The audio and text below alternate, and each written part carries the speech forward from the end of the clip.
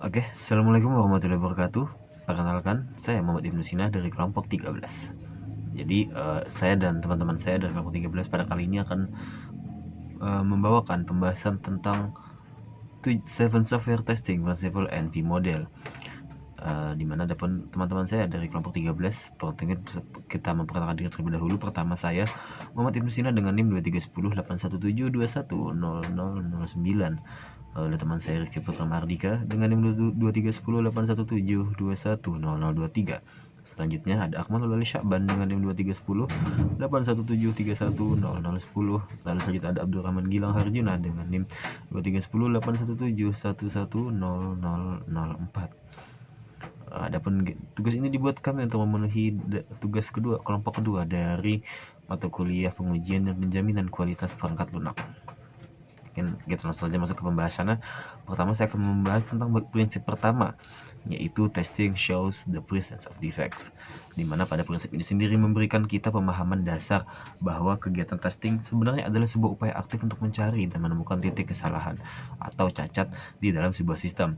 Sederhananya mungkin begini, ketika kita mendengar kata sebagai tester melakukan sebuah serangkaian tes dan berhasil menemukan sebuah kesalahan, maka pengujian tersebut telah memberikan bukti nyata bahwa sistem tersebut memang memiliki masalah yang harus segera diperbaiki. Namun dari situ ada sebuah jebakan pemikiran mungkin yang sering kali dianggap bahwa tim pengembang sendiri ataupun pemilik bisnis ini, jika banyak orang bahwa banyak orang berasumsi bahwa ketika sebuah pengujian selesai dilakukan dan tidak ditemukan satupun bug atau kesalahan lagi, maka aplikasi tersebut dianggap sudah sepenuhnya bersih dan sempurna. Justru itu adalah argumen atau pemikiran yang salah, di mana prinsip ini sendiri dengan tegas membantah asumsi tersebut. Hasil tes yang tidak menemukan bug atau sama sekali bukan merupakan bukti bahwa bug itu benar-benar tidak ada. Tapi pengujian hanya mampu membuktikan bahwa bug itu ada ketika ditemukan, tetapi tidak ada hanya karena ia tidak terlibat selama masa pengujian berlangsung. Lalu mengapa kita tidak bisa memberikan jaminan 100%? Alasannya sendiri itu karena keterbatasan jangkauan pengujian itu sendiri. Di aplikasi sekarang mungkin saat ini memiliki banyak atau ribuan kemungkinan alur kerja atau kombinasi data yang sangat rumit dan juga kompleks. Ini juga biasanya juga penguji hanya menyentuh bagian-bagian mungkin yang dianggap paling penting atau yang tercatat dalam rencana tes saja, atau bisa itu test case. Dan masalahnya seringkali muncul pada kondisi luar biasa atau cara penggunaan yang tidak lazim, yang tidak terpikirkan sebelumnya.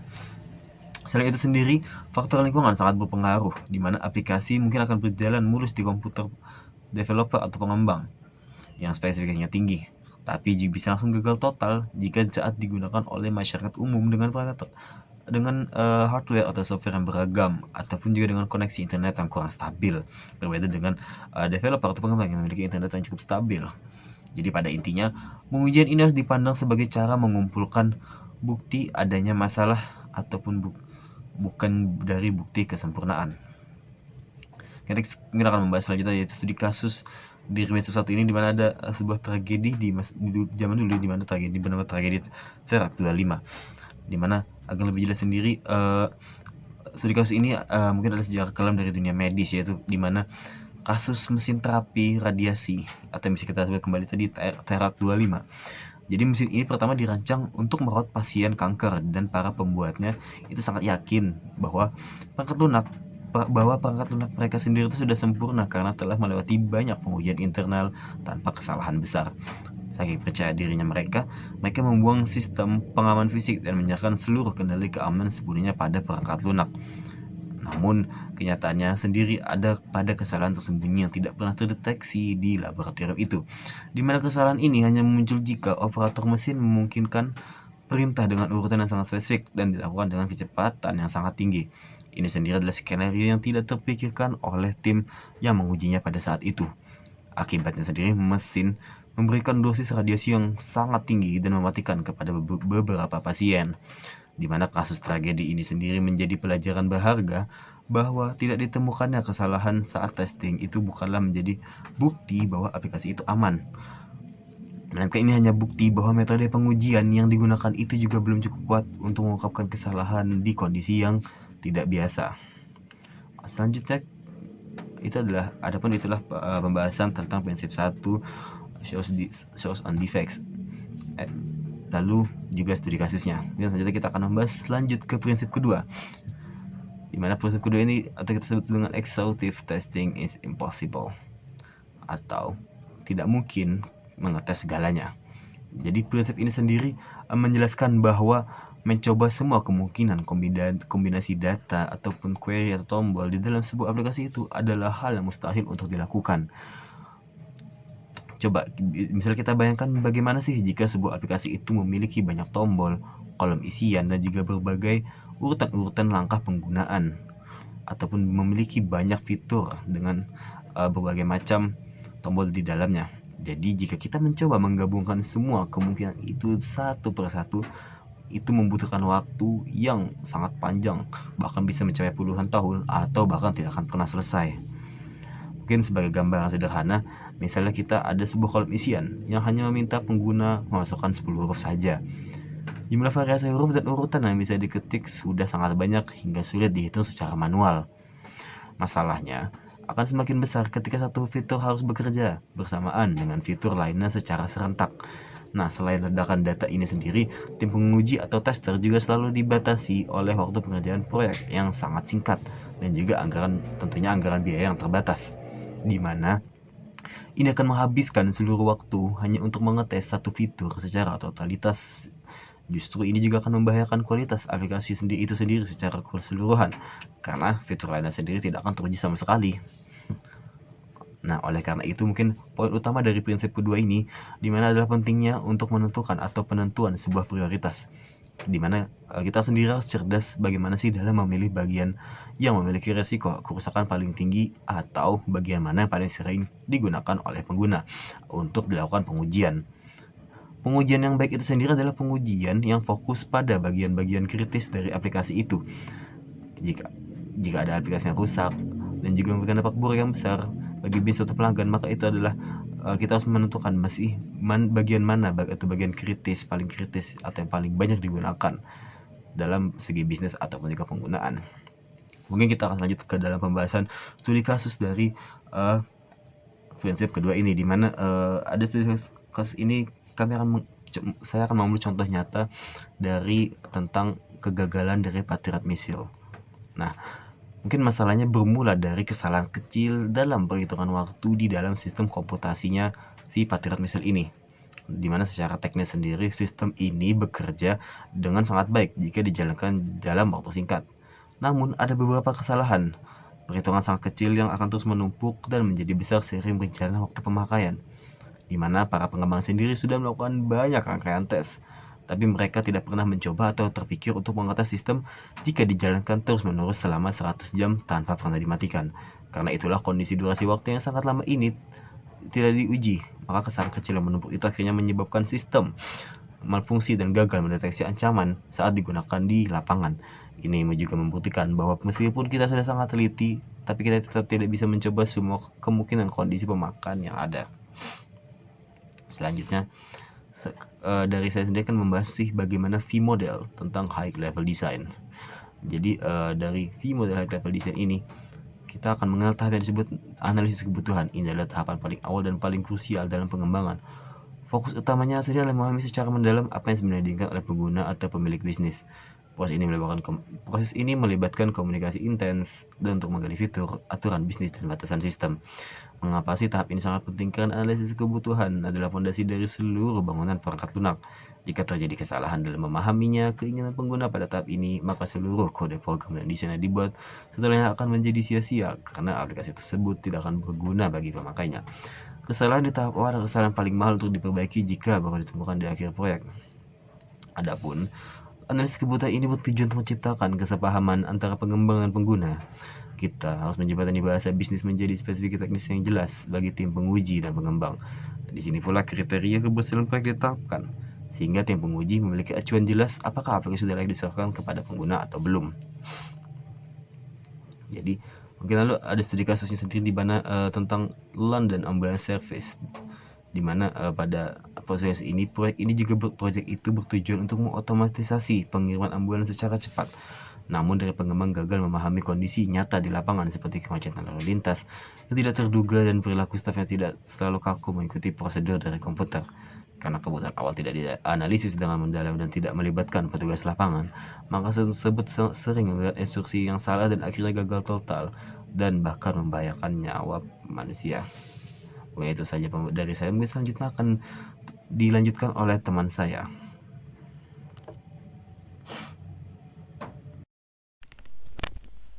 Oke, Assalamualaikum warahmatullahi wabarakatuh. Perkenalkan, nama saya Akmalul Syaban dengan NIM 2310817310010.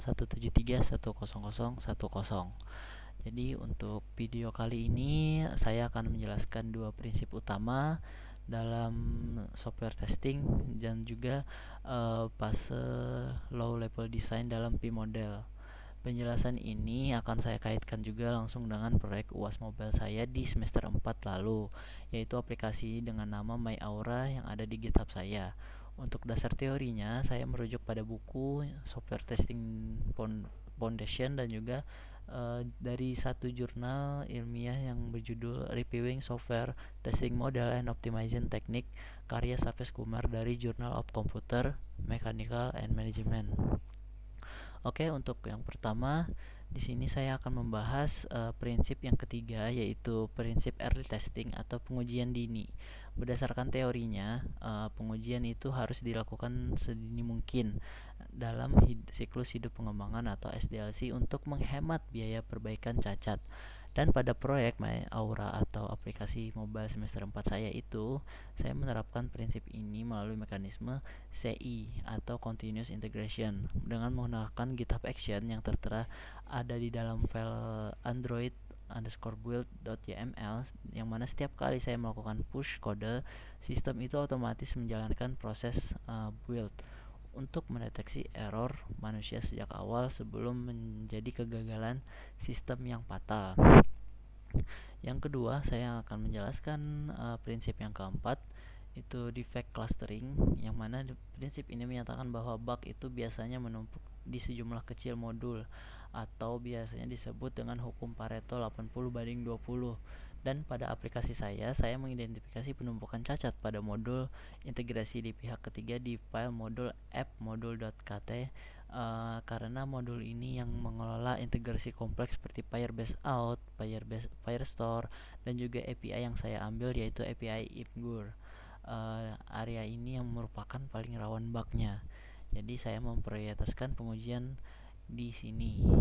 Dan ini memang sering banyak error saya temukan waktu mengerjakannya di semester 4. Sekarang untuk itu sudah kita bahas dua prinsip, kita akan langsung masuk ke P-model dan saya mendapatkan LLD atau Low Level Design. Jadi sekarang berdasarkan jurnal yang saya baca, P-model itu merupakan struktur yang mendisiplinkan pengujian dan validasi di setiap fase pengembangan, dan fokus saya adalah fase desain teknis di sisi kiri bawah P. Oke, yang pertama yaitu ada arsitektur desain atau HLD, yang mana jurnal tersebut menjelaskan bahwa fase ini menentukan bagaimana modul itu saling berkomunikasi. Dan untuk studi kasusnya, di aplikasi My Aura sendiri, implementasi ini terlihat pada pengaturan dependency injection, di mana app.modul.kt saya itu membagi sistem menjadi modul fungsional yang terisolasi seperti out repository dan juga app database yang nantinya divalidasi melalui integration testing dan untuk memastikan komunikasi antar komponen lancar. Untuk selanjutnya pada ada modul desain pada LLD, yang mana menurut jurnal Kumar ini juga LLD menentukan desain internal komprehensif untuk setiap modul yang menjadi dasar bagi unit testing. Saya menuangkan logika detail ini pada sign in use case.kt, yang mana saya perlu menetapkan aturan validasi spesifik. Misalnya, sistem akan menolak login jika email kosong.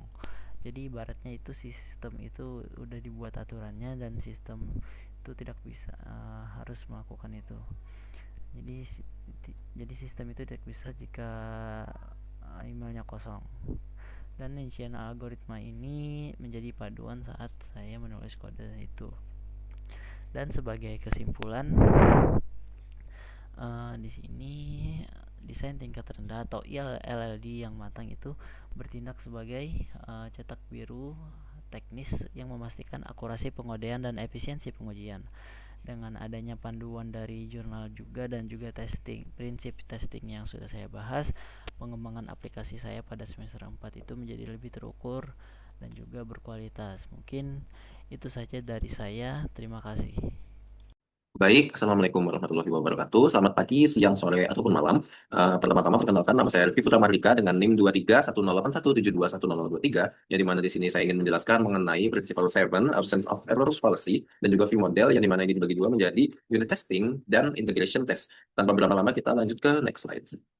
Nah, pertama-tama kita jelaskan apa sih Principle 7 Absence of Error Fallacy ini. Nah, jadi Absence of Error Fallacy ini adalah prinsip ketujuh dari 7 total prinsip yang ada pada Software Testing Principles yang menyatakan bahwa menemukan dan memperbaiki seluruh bug tidak selalu menjamin bahwa perangkat lunak itu sukses atau bernilai bagi penggunanya. Oke, next. Bagaimana sih dua konsep rekayasa perangkat lunak ini? Nah, jadi kita bagi menjadi dua, yaitu verifikasi dan juga validasi. Nah, pada verifikasi ini, contohnya pertanyaannya, apakah kita membangun produk dengan cara yang benar? Fokusnya ini adalah spesifikasi secara teknis dan dengan tujuan memastikan produk sesuai dengan dokumen desain dan juga spesifikasi. Contoh aktivitasnya yaitu code review, unit testing, integration testing. Lalu untuk validasi, pertanyaannya ini bisa dilihat pada tabel ini, apakah kita membangun produk yang tepat ataupun benar?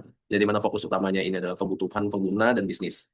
Dengan tujuan memastikan produk memenuhi kebutuhan dan harapan pengguna, yang dimana aktivitasnya itu adalah user acceptance testing, UAT, usability testing, ataupun beta testing.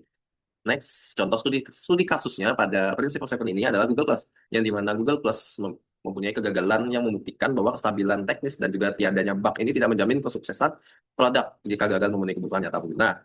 Meskipun memiliki fitur canggih seperti Circles, platform ini tetap gagal karena tidak memberikan nilai unik jika dibandingkan dengan kompetitornya, serta terasa terlalu rumit bagi pengguna yang awam. Kasus ini merupakan salah satu manifestasi nyata dari absence of error fallacy, yang dimana kesempurnaan verifikasi teknis tidak hanya menjadi yang berarti tanpa adanya validasi terhadap penggunaan dan ekspektasi organik dari sisi para pengguna. Oke, next kita lanjut ke V-Model Small Scale Testing, yang dimana yang pertama ini unit testing.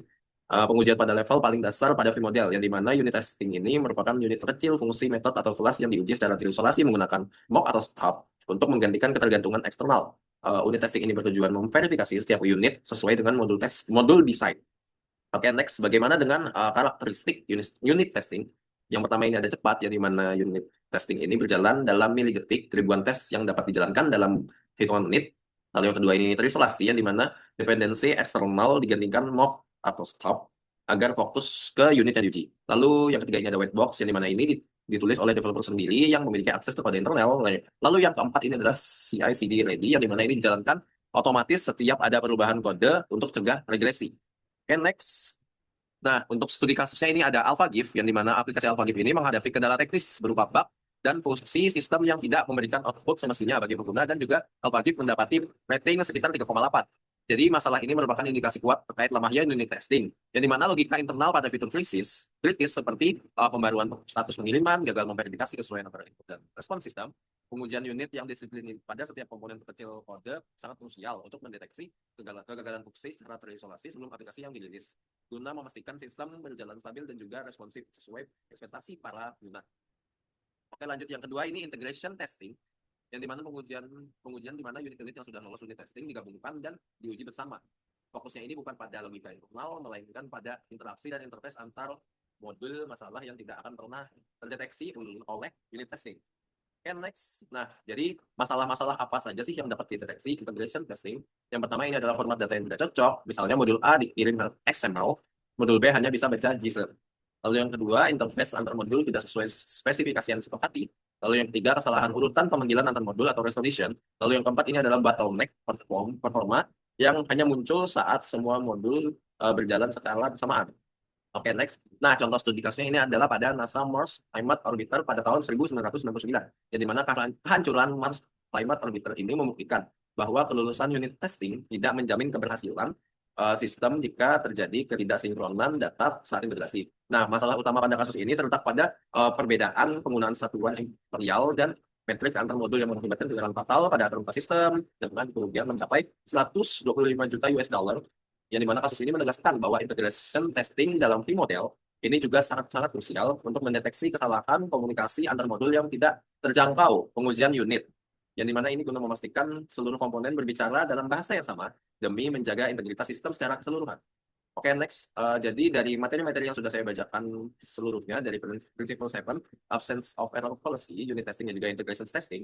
Jadi kesimpulan keseluruhannya ini adalah small scale testing, unit dan integration tadi memastikan integritas teknis sistem. Namun prinsip Absence of Error Policy ini mengingatkan bahwa ketiadaan bug tidak menjamin kesuksesan jika produk tidak berguna.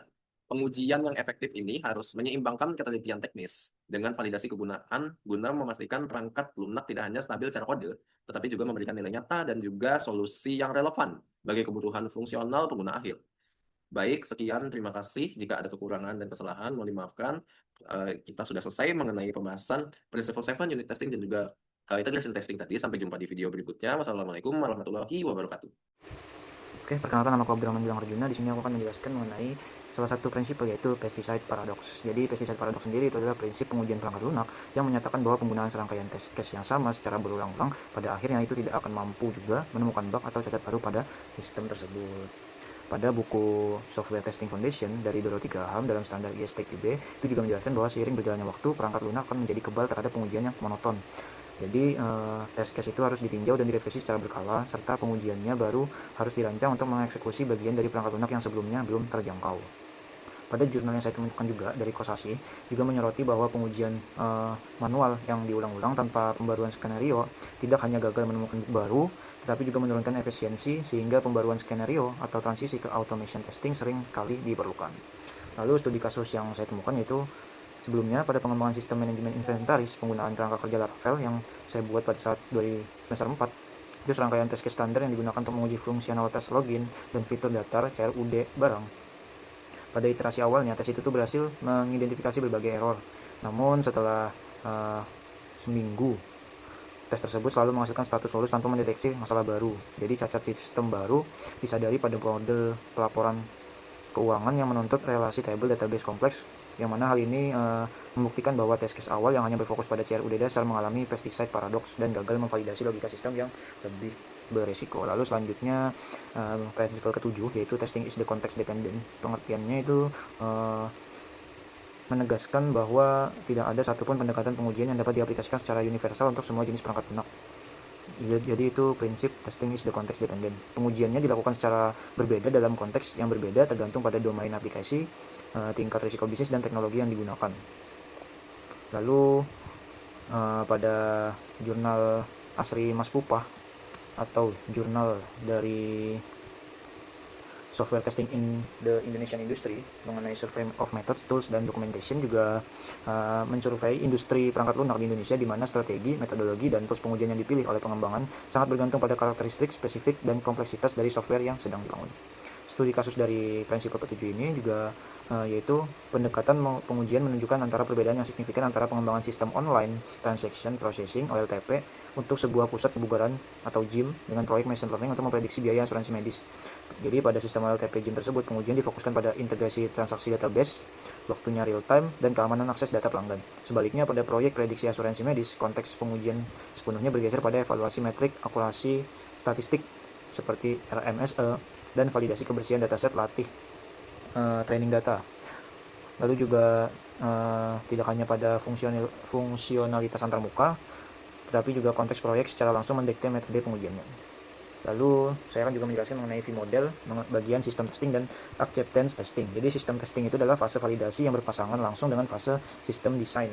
Jadi menurut Dorothy Graham pada Software Testing Foundation dan Tripati dari jurnal Software Testing and Quality Assurance, itu dia pengujiannya itu bertujuan untuk mengevaluasi sistem perangkat lunak secara keseluruhan dan terintegrasi. Jadi setelah semua modul itu digabungkan, sistem diuji untuk memastikan bahwa spesifikasi teknis dan fungsionalitas dari end-to-end beroperasi tanpa kendala. Jadi fase ini itu tidak hanya menguji fungsionalitas aplikasi, tapi juga aspek non-fungsional seperti performa keamanan, keandalan sistemnya, dan dalam menangani beban kerja tertentu. Terus studi kasus dari sistem testing ini adalah seluruh komponen aplikasi pada pengelolaan dana pensiun yang telah dibangun digabungkan dan dijalankan pada sebuah server pengujian staging. Jadi di sini penguji itu memastikan bahwa aplikasi secara utuh tidak mengalami kegagalan sistem crash saat berpindah dari halaman login ke dashboard utama hingga ke formulir transaksinya. Lalu selanjutnya acceptance testing. Jadi acceptance testing sendiri ini merupakan fase validasi paling akhir yang berpasangan dengan fase requirement design atau analisa kebutuhannya. Jadi fokus utama dari pengujian ini bukan lagi untuk menemukan bug, tapi untuk memvalidasi apakah sistem yang dibangun sudah benar-benar memenuhi kebutuhan bisnisnya atau persyaratan dari klien tersebut. Jadi testing ini sering kali juga disebut sebagai user acceptance testing. Jadi pengujian ini umumnya dilakukan secara langsung oleh kliennya dengan mensimulasikan skenario operasional sehari-hari menggunakan pendekatan black box testing. Untuk studi kasus sendiri itu melakukan pengujian yang difokuskan pada spesifikasi kebutuhan awal lembaga, yaitu memvalidasi form pengajuan klaim manfaat pensiun berkala menggunakan metode black box testing seperti boundary value analysis dan decision table testing. Pengujiannya itu dilakukan dengan memasukkan input data batas atas dan batas bawah, misalnya batas nominal klaim atau batas umur pensiunan tersebut. Jadi hal ini dilakukan untuk memvalidasi apakah aplikasi menolak data yang tidak sesuai prosedur bisnis lembaganya dan menerima data yang valid, sehingga sistem siap diserapkan dideploy kepada klien operasional tanpa risiko kesalahan klaim finansial di kemudian hari. Studi kasusnya saya temukan dari jurnal yang berjudul pengujian software menggunakan metode boundary value analysis dan decision table testing. Oke, mungkin cukup sekian dari video saya. Cukup, terima kasih.